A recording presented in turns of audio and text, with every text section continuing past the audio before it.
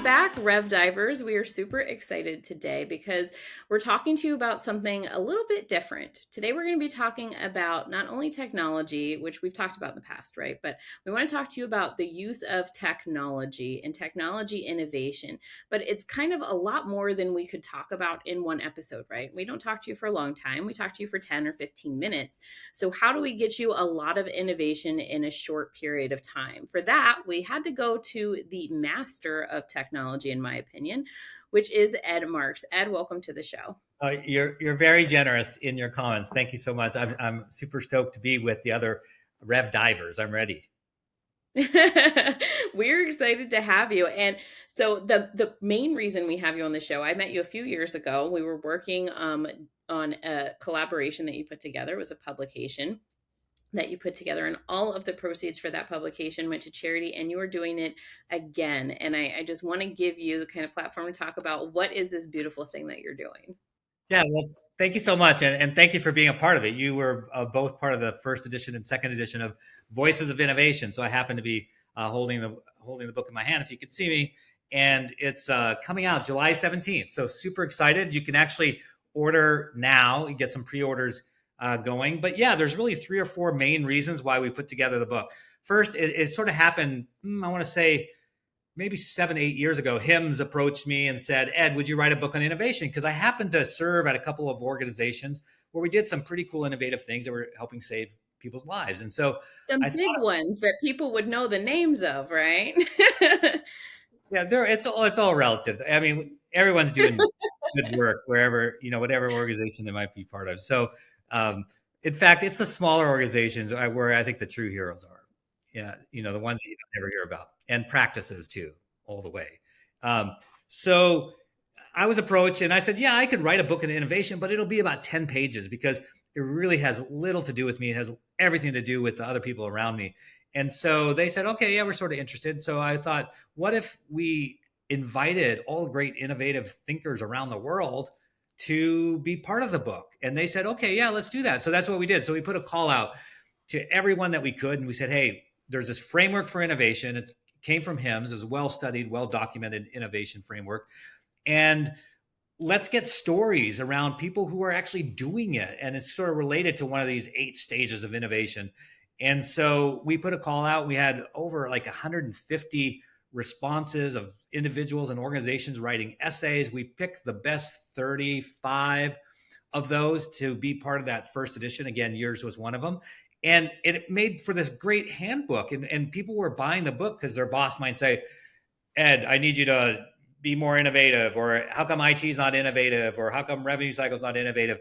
Well, now you could get a book that was healthcare specific, had a framework that was decent, as I mentioned, and then 4 or 5 stories on each part of that framework. So it really came to life, like people are actually doing this. So it became like this go-to manual, super, super practical. So I think I was sharing kind of like the 3 or 4 reasons, but one was, hey, let's all get together, share these best practices.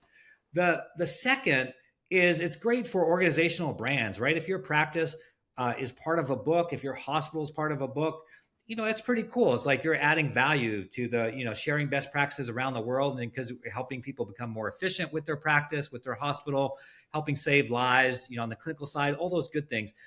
Third, it's good for individual brand as well, right? To be part of a book, it forces you to learn, it forces you to write well. There's so many great benefits, but my favorite, and you mentioned it at the top, is that all the proceeds are donated. All the author proceeds are donated to curing cancer. So my mom was the original impetus for this, where she had died of ovarian cancer several years ago. So I was like, all right, any extra money I make, I'm going to do what I can to help cure cancer. And so the first edition, all the profits went to Cleveland Clinic Foundation, because that's where I served, and the foreword was done by my boss back then, the CEO of Cleveland Clinic. For the second edition, I'm now on the board of Mary Crowley Cancer Research. It's like a medical center based in Dallas-Fort Worth, where they do phase 1 clinical trials, which, if you know much about clinical trials, that's where hope lives. That's where people go when there's really nothing else.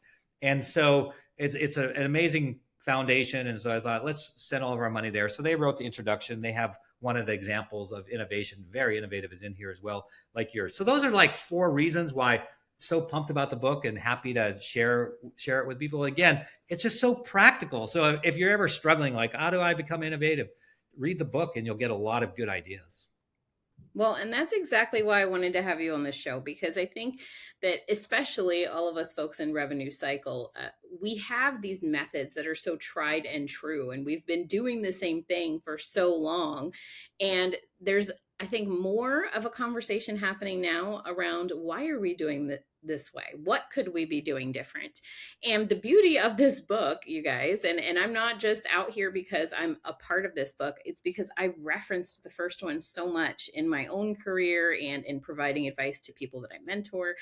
It's because you don't have to reinvent the wheel. There's Right. these huge chunks of innovation and thought and validation and research that have already been done for you specific to the healthcare space. It's such a powerful book to have on your shelf. I have the first one on my shelf above me.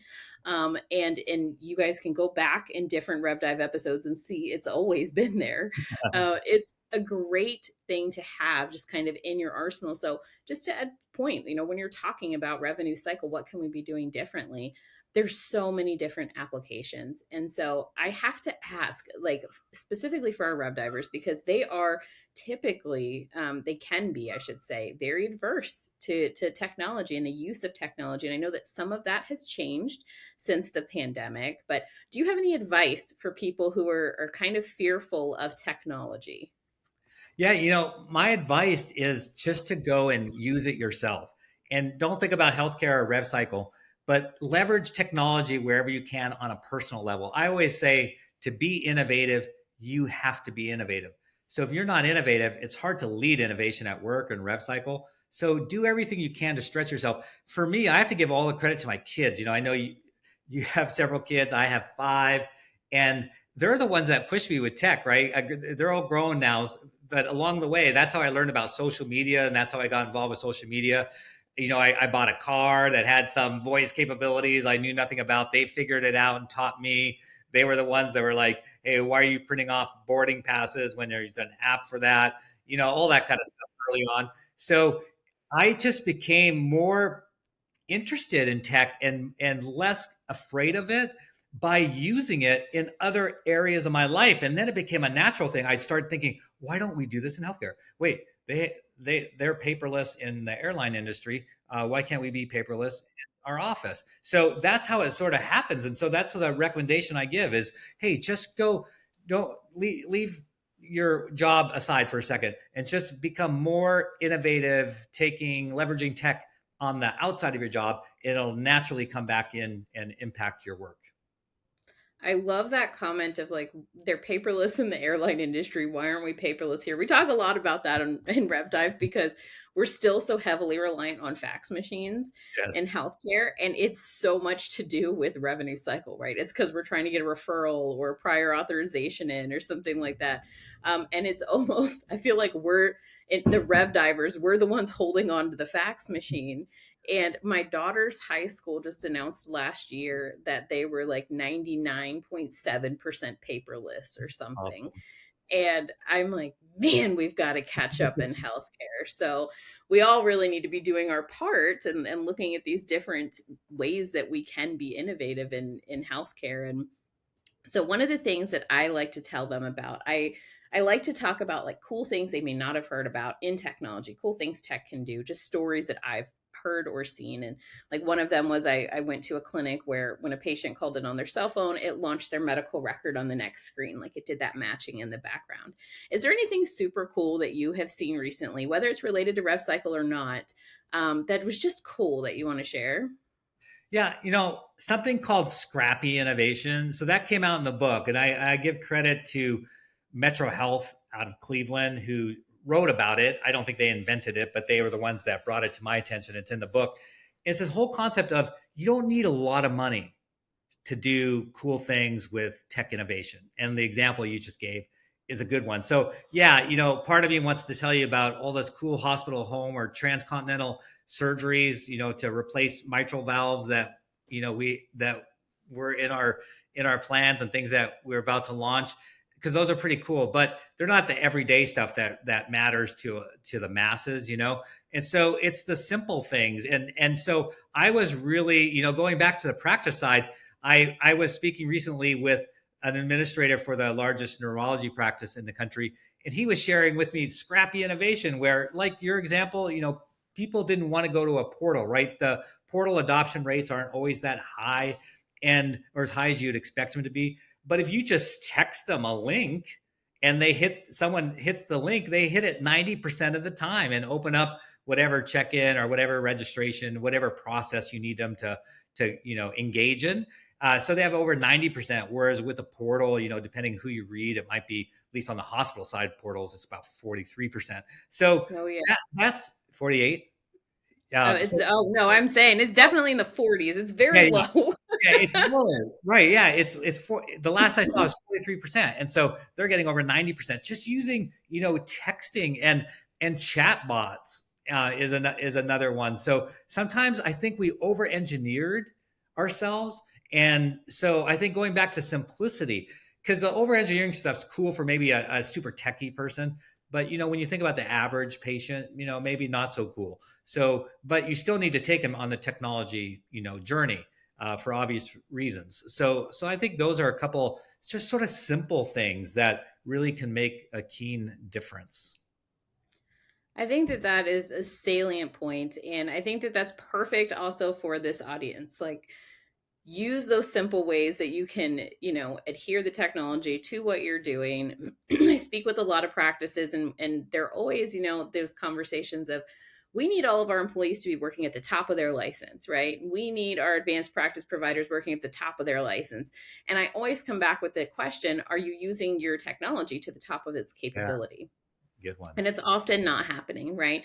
They have a practice management system and they're using it just to put in charges and payments and adjustments. And I'm like, you know, you can put in other information. Where's your allowable amount? Why aren't you putting these other pieces and components in there and letting the technology help you? And I think that that's such a great point, right? We need to get back to simplicity. We need to get back to this point where we're using the technology in smart ways that aren't overwhelming to us, so that it is a benefit, so that it is a boost forward. So thank you so much, Ed, for being on the show today. This was wonderful. Yeah, thank you so much for having me. And again, Voice of Innovation, check it out if you ever have questions about, hey, how do I innovate something, or what are other people doing? It's a great resource. Hope you enjoy it. Absolutely. And we will definitely put that link in with all of the show notes. So please make sure you check it out. Take a look at that. See if you can add a book to your bookshelf to help you with some innovative things. And until next time, Rev Divers, keep diving into those rev cycles.